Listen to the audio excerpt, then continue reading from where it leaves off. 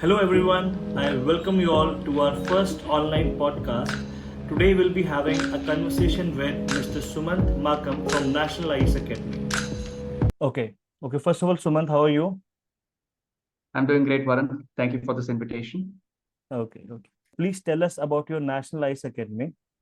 Are you providing offline classes or online classes, and is your offline center located?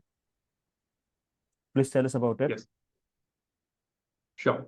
Sure, Varun. So let me introduce myself. My name is Sumanth. I'm the academic director of National IAS Academy, which is based in Bangalore and has a parent company, which is Ganesh IAS Academy, based in Chennai, which is the India's first IAS institute in South India. And National IAS Academy is a sister unit set up in 2013 in Bangalore to serve the students, to help the students find an alternative of not going to Delhi, whereas preparing from Bangalore itself. And over the COVID time, we have found a higher purpose for the institute. That is, we had an opportunity to move online. And this way, we were also able to serve the students pan India through our special 5-day IAS hacking workshop, where we were able to give a direction to the students in those 5 days. And it has been impacting around 4,500 students across the last 2 years. And now we have both the offline and the online and a college model where we serve the students offline for those who want to come offline to Bangalore. And we want to help working professionals and students in tough academic careers also prepare for UPSC through our mentorship program online. And for students who are in college and want to prepare, we are also working with the college students in the college itself to help them prepare during their college graduation. So this Okay, way so we are you able have to a serve the you students have in your these three campus in the categories. college also. Yes, we do have campus and college also. We have Okay, tied that's up good. with Chain University in Bangalore and T. John College in Bangalore. Okay, that's great. That's great. And I have come across here so many videos where you talk about UPSC workshop for 5 days. You have just talked about it. What are you providing this 5 days workshop? Yeah. So as well, I'm glad that you have seen the video. Yeah. So I hope I was able to reach out to the right student that way.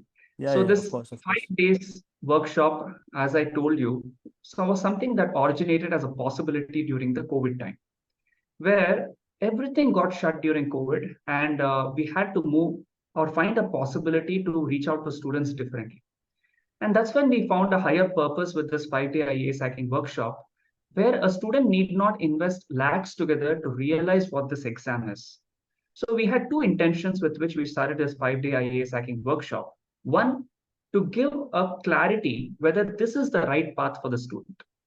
And second, if this is the right path, and if the student gets a clarity on why he is doing this, then this path will give them a hack, a productive sequence that can help them prepare for this exam without having the pain of reading many bulky books, even without the newspaper reading daily, and even without long hours of study, not with a shortcut, but again with a very productive smart hour sequence. So this possibility which students realize after many attempts, we wish to introduce them in this 5-day workshop itself. And those who are serious in this 5 days and those who understand the speed with which they can take their preparation productively, we select the students in this workshop to take their preparation to the next level as a part of our advanced mentorship program. So this is how this particular workshop is designed, so that with just around 499 rupees, a student can actually get a clear idea on this entire examination. And this program is attended by students from all across the country. So they literally get a taste of the competition of students from across the country in Yeah. this workshop. At least they don't have to pay 1.5 to 2 lakhs to understand whether they are, suitable for UPSC or not, and whether they Exactly. are suitable for class module or self-study. Because I have Exactly. seen, being a faculty myself also, I have seen many students after attending 1 month classes and paying hefty amount to the institutes, they realize that they can study themselves also. And if Correct. they need help in any one or the other subject, they can just do the modules. There is no need to attend, Exactly. 8 to 10 months of classes, whole day, spending whole day in the institution, because sometimes this also leads to, spoiling the first attempt. Okay. So here I want to Yeah. add on to one point that you mentioned, Varun. That Yeah. is, see, when people wrongly misunderstand with respect to coaching institutes, and they just get into the rat race of attending classes.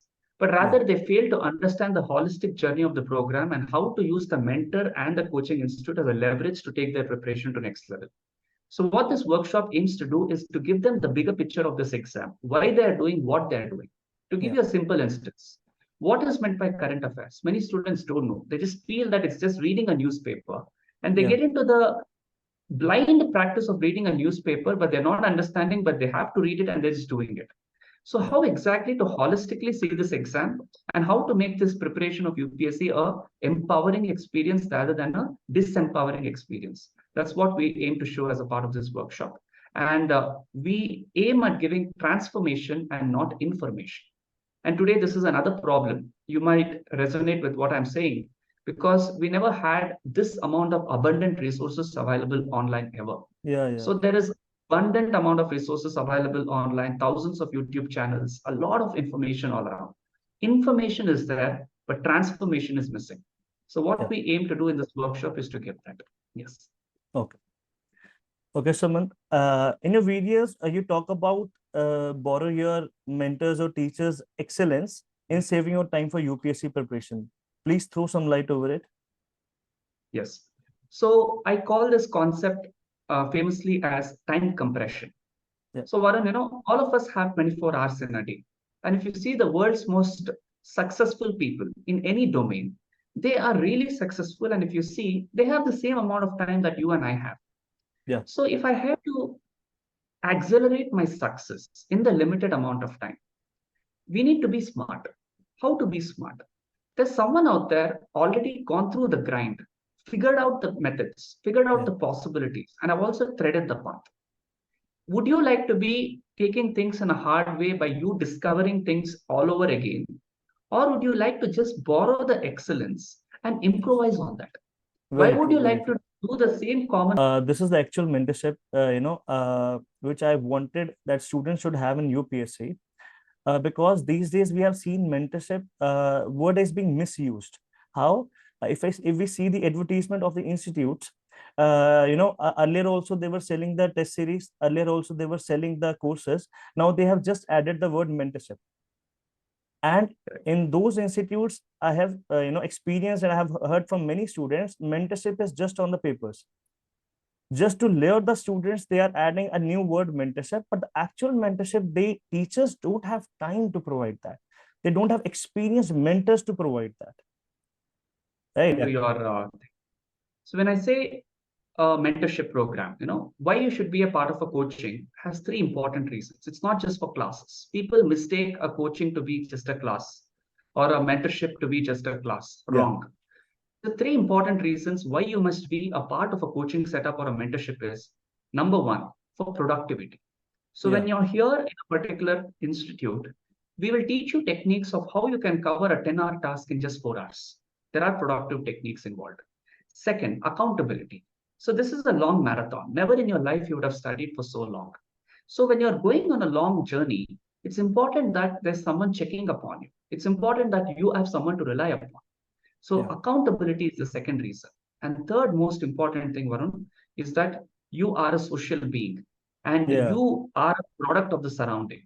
So when you are surrounding yourself with either the right physical environment or mental environment, you need to note the word mental environment. Because if you are studying remotely, it's important to have the right mental environment with the right community so that you are able to accelerate your success. And that is the role of a mentorship.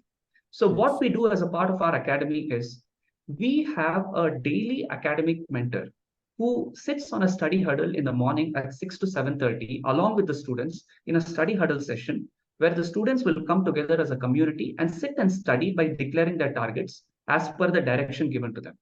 And every evening, 5 o'clock to 8 o'clock, the mentor will be available over a one-to-one call to discuss the challenges with the student. And the mentor also will reach out to the student with a report. And this way, every day there's an academic mentor.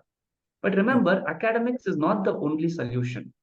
Rather, every week, Saturday, I personally sit down on a performance review call. And today, the internet has provided such a possibility that we can reach out to all over the country or all over the world by being anywhere possible. So I personally sit down and check with the students what challenges they faced, what best practices they followed, and what can do better for the upcoming week. So as a mentor, I don't have all the knowledge all the time. Remember that there's so much knowledge among the students. So UPSC always says, learn by seeing, learn by doing. So when Yeah. you see another student, what best practice they are following, you tend to emulate and you learn. So this is called Yeah. a community exchange, and we do it like that. That's the idea of a mentorship that we have. Yeah. Yeah. That's good. That's good. Suman, with constant failures in UPSC, one develops self-doubt in them, and it becomes very difficult to overcome it for many aspirants. You know, Correct. some lose their confidence because, a major part of the youth is lost. They don't have any job experience. They don't know in which field they should go. They don't have that much money and support left, to give that much time and energy in the another field. So please throw some light on it, that how they should not doubt themselves, even if they have to Yes. pursue the preparation, or yeah, they have to enter into any other field. Yeah. So first of all, Varun, I really thought deep into this question too regarding the self-doubt aspect. And a lot of things opened up for me, and I wanted to throw some light upon that also. See, now understand that the first thing you need to understand here is the difference between an academic exam and UPSC exam. Okay. So if you look at an academic exam, you and I and everyone else who's in this exam would have finished their graduation minimum and have come into this exam, correct? So if you see an academic exam or any part of your academic study, there is a specific syllabus, there is a specific book list that is prescribed, and there is a defined question paper where majority of the questions come from the books. Yeah. Whereas in UPSC, the syllabus is not defined. If you look at the syllabus, majority of the sentences end with an etc. Okay, Yeah. it's only indicative and not exhaustive. Yeah. Second, the book list is not defined. UPSC in its notification never mentions a single book ever. All the books that you're hearing are nothing but from the institutes or the toppers, correct? Yeah. And the question paper is not defined, and a clear example is what the prelims has happened this time. So Yeah. what you are operating with is a zone of uncertainty. Are you getting this logic? Yeah. Yeah. But you need to understand that if you don't understand the preparation, it appears very uncertain. But if you really understand that your game is only with defeating your opponent, who is none other than the UPSC examiner, and your effort is not about the number of books you read or the number of hours you study, rather it is about understanding your opponent, that is the examiner. And the only way you can understand the opponent is through previous year questions and Yes. through the syllabus. Okay. Yes. And this is exactly what you need to get. Now, I tell it in a very simple way, I tell it in a very colloquial way. Yeah. UPSC answer writing is like you writing a love letter to the girl or guy you love. I generally say this. Yeah. It's Yeah. not about what you know, it's about what they want. Yeah. Are you taking the efforts to understand? Are the are you writing the right answer that the examiner wants? Are you He's catering to looking the for. demand of the question or not? So self-doubt comes when you start evaluating yourself rather than a feedback loop. So when you constantly work with a mentor in constantly upgrading your skills, that's where you will be growing. See, when you are operating in this exam, 80% is in your control, 20% is not, because end of the day, it's a human being who's sitting there. So when you constantly work upon analysis and building upon your skill sets in effective delivery to the examiner, the chances are very high for you to get through. So my point is, do faster actions and have faster wins by going through the failures. So the faster you fail and learn, the faster you can progress. So focus on increasing the action with the right feedback loop. And I think that is the way you can come out of the self-doubt.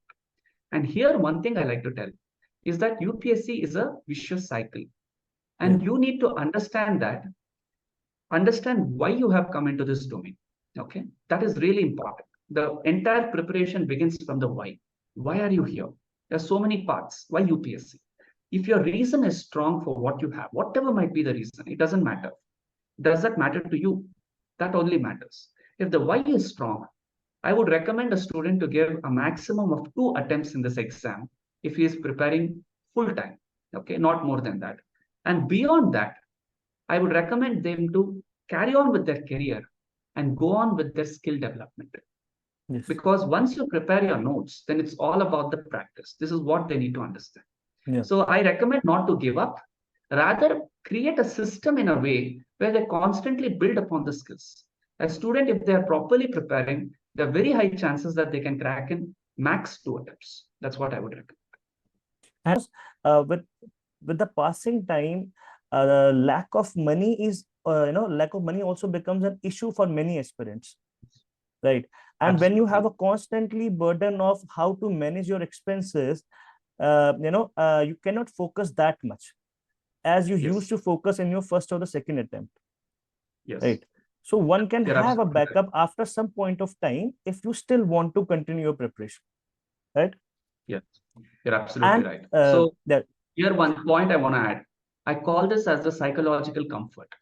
See, yeah, understand that UPSC is not a conscious exam where you sit and by heart some notes and write in the exam. It's a very subconscious journey. So when you go to your mains, your mains is happening right now, and you go to your mains, first of all, you don't know what questions will come. Second, you don't know what answers you'll write. It's so subconscious in nature. yeah, So when you have to reach at that psychological level, you need to have that comfort in place. So yeah, that's why I always recommend that if you are operating full time, operate for one good attempt, or max yeah, two. And if yeah, things didn't work because of any specific reason, ensure that you develop on your career, get into yeah. that psychological comfort, and effectively perform. Wow. Then even 3 to 4 hours will be sufficient. Absolutely. If you're psychologically you are Absolutely. comfortable, then less time will be more qualitative. Yeah. Absolutely. Because Yes. there is a term, every teacher, every mentor says that effort benefit ratio, right? Yes. How is it useful for UPSC preparation? Yes. So here, if you see, Varun, the entire UPSC exam itself is not a strategy. You need to understand that there are multiple subjects and multiple papers in this exam, and every different subject has an approach to it. Okay. So first thing you need to understand is that every student in this exam has a strength and has a weakness. So it is common based upon your upbringing to focus on what are your weakness. So when you focus on a weakness, you tend to lose out your self-confidence related to the exam. So what we recommend here is that focus on your strengths, see what you're good at and minimize your weakness. So put your effort into those areas which has the highest benefit coming out. For Yeah, example, geography, environment, and science and technology. This bucket of subjects literally has 40 to 45 questions coming in prelims. yeah, And why? How am I confidently saying it? First thing is the pattern of the exam. Second, this exam is also taken up by Indian Forest Service yeah, officers as a prelims exam. Correct? yes, yes, So you need to understand that how much effort are you putting? What is the output that's coming?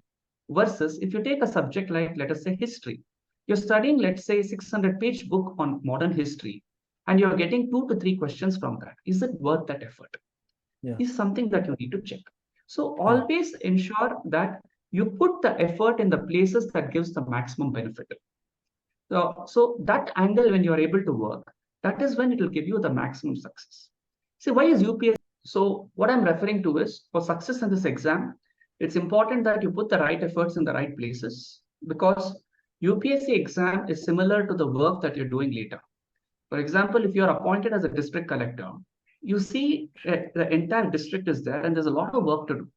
UPSC is not expecting you to sit 24/7 and actually work in that office, but rather they're looking at are you able to prioritize the activities based on the need of the hour. yeah, That quality is what they're looking in the UPSC preparation. Are you able to prioritize on those concepts which are in current affair? Are you able to prioritize on the patterns that are in importance for you to crack this exam? That quality, if you build, that has a higher chance for you to get into the service. That's what I yeah, mean by effort benefit ratio. yes. Okay. Now, there is a common issue among aspirants. They do not write answers and they just focus on just reading and reading. No, it is like preparing for a war by just reading how to use a weapon instead of practicing it again and again. So, please guide our viewers that how much is the importance of answer writing from day one. Yeah. See, first of all, when it comes to answer writing, there are two important steps. Many students are misguided that they start writing answers on the day one. See, always understand that there are two steps in answer writing. Number one, it's answer thinking, then it is about answer writing. And you need to understand that when you take a subject, first it's important to get a bird's eye view of the subject, and then they start writing the answers, because the answers are not only micro, the answers can also go on a macro perspective. It can also go across dimensions of the subjects. So what we generally recommend to students is finish the subject, and after the subject is done, you can take the questions related to subject and start thinking the answer points. Number one, okay? Second Okay. thing, Second thing is why a student does not start writing answer. This I call it as perfectionist attitude. All your life, you have been Yeah. told to be perfect. Practice Yeah. makes a man perfect. You be perfect. So all your life, you would have heard of being perfect. So what happens here is, I call this a very dangerous phenomenon, because perfection leads to paralysis. That Yeah. is, it will lead to inaction. Yes. So when you think of studying perfectly, writing perfectly, executing things perfectly, you end up not doing anything at all. So Yeah. that's why I generally tell the students, stop being perfect in this exam and start taking that first step ahead. Now here there is one more problem that comes for it. That is, in the market, if you see, you are directly given the mains test series, where you're Yeah. expected to write 20 questions in 3 hours. Yeah. You have never written in your life, and you're expected to write suddenly 20 questions. Yeah. And you are under so much pressure to write answer, you do not even focus on the content. Yeah. Now, too much answer writing leads to what I call crystallization of an answer, where you can't modify the answer based on the necessity of the question. So Hmm. what we do differently, or what is the need of the hour, is we call this as mentorship, mains mentorship program for 100 days, where 80 days you have two questions per day given based on the syllabus, where you are revising the syllabus also and attempting the question at your time. There's no time limit. The focus is on giving the best possible answer to impress the examiner. The feedback loop is provided every day, so they're constantly working upon the feedback based on their original answer to build upon the answer. And the last 20 days is dedicated towards building the time management. So when you go in this format, what really happens is you get that small belief system that yes, I can write an answer.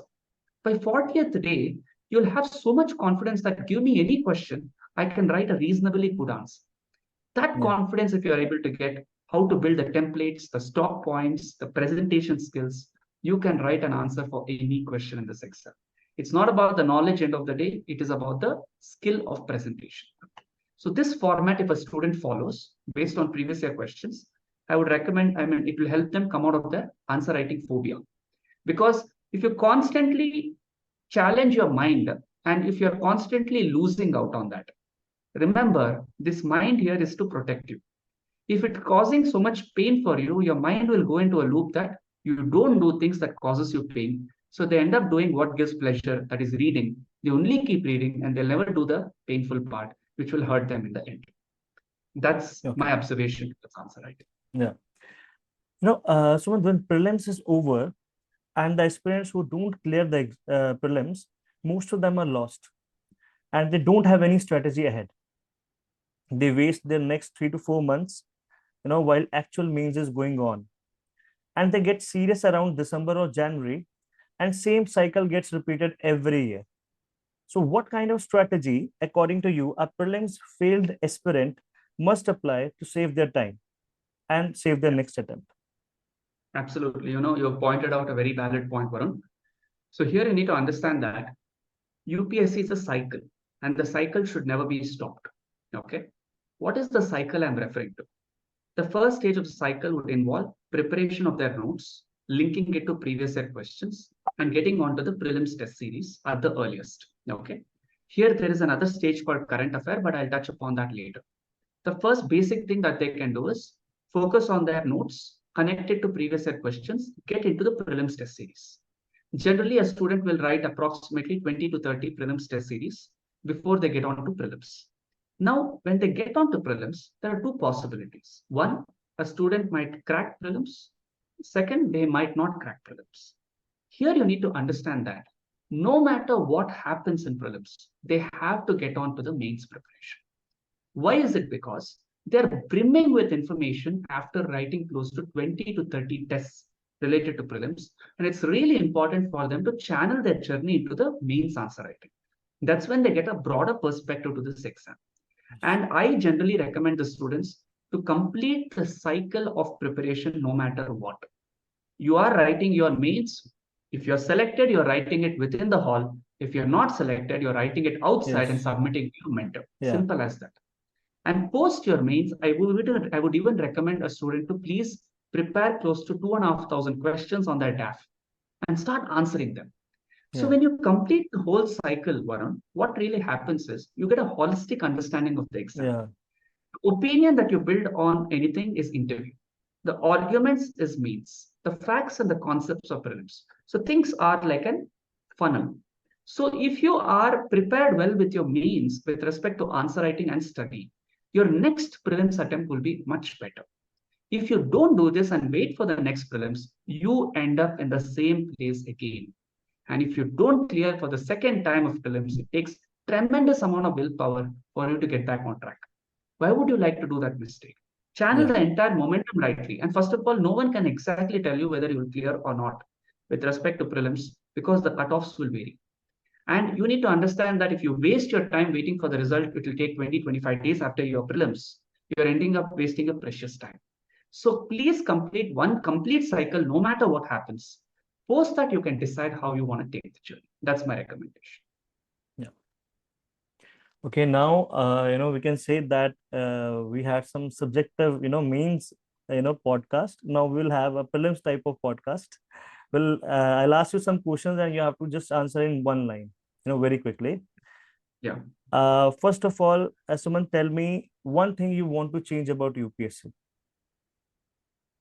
I want to make it a very empowering experience. Okay. And what should be the right time of exit from UPSC? The day you lose your why is the Okay. day you exit UPSC. A common basic strategy every beginner aspirant must use. Yes. I would like to say that before the strategy, you need two more steps, more important than the strategy. You know what it is? Number one, the right state of mind. Are you every day in a positive state that you're studying? Happy, gratitude, surrender, motivated, and positive towards the future. When the state of mind is right, the second thing in forward to that is the story that you tell yourself. If you are telling a story that can you really crack this exam, or are you telling the story that I am a UPSC topper and I'm investing my time for learning and writing each day? The story inside will make you take the action outside. So before the strategy works, you need the right state of mind and the story that you tell for yourself, so that no matter what the strategy is, it takes action. That's what it Okay. is. Tell us about the 80-20 rule or the Pareto principle you talk about your UPSC preparation. Yeah. So there is this very famous principle called the Pareto principle that applies in any area of your life. And if you take that and what does the Pareto principle say? That is, in any success, okay, 20% of the activities will give 80% of the results. Yeah. So if you apply the same for UPSC preparation, for example, if you take a subject like Indian geography. Now, Indian geography is not just the NCRT that you read or GC Leong that you read. It is a vast discipline where PhDs are done. Now, you can't consider yourself a geographer by reading NCRT alone. But here you need to note that UPSC is focusing on those 20% of the topics in the entire discipline that is giving 80% of the result. Can you focus on those 20% of the topics? And where do you get the topics? Very simple. It's in the previous year questions. Focus on them and you will be able to get the 80% results. I guess I'm giving you again subjective kind of questions. Yeah, These can't no be issues. answered in one line.